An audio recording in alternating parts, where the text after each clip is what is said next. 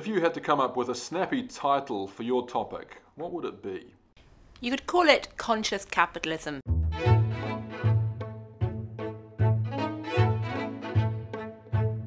The so-called ESG, environmental social governance space, is exploding in scale. It's currently reckoned to be worth more than $32 trillion, which is dramatically higher than it was a decade ago. Increasingly, boards and executives are realizing they cannot afford to ignore what they used to call externalities, i.e. issues like climate change, social factors like income inequality, and a whole range of governance questions.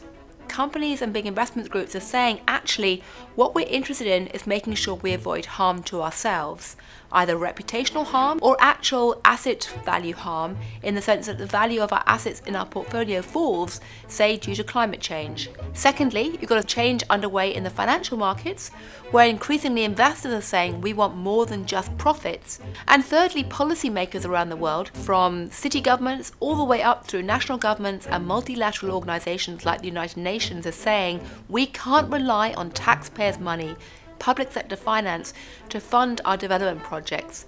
We need to reach out to the private sector too. Some companies can see there's actually good business opportunities in the whole ESG responsible business space. There's such a wealth of demand from investors for green products that actually demand outstrips supply. That may not last, but right now it shows that companies are not being penalized for being green.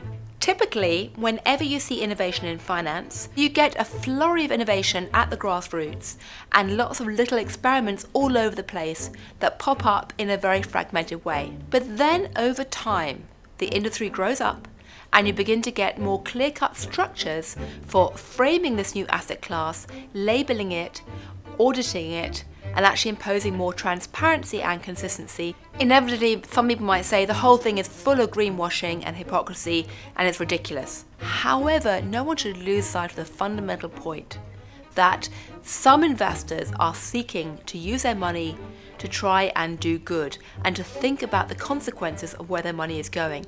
And that is a very good thing indeed.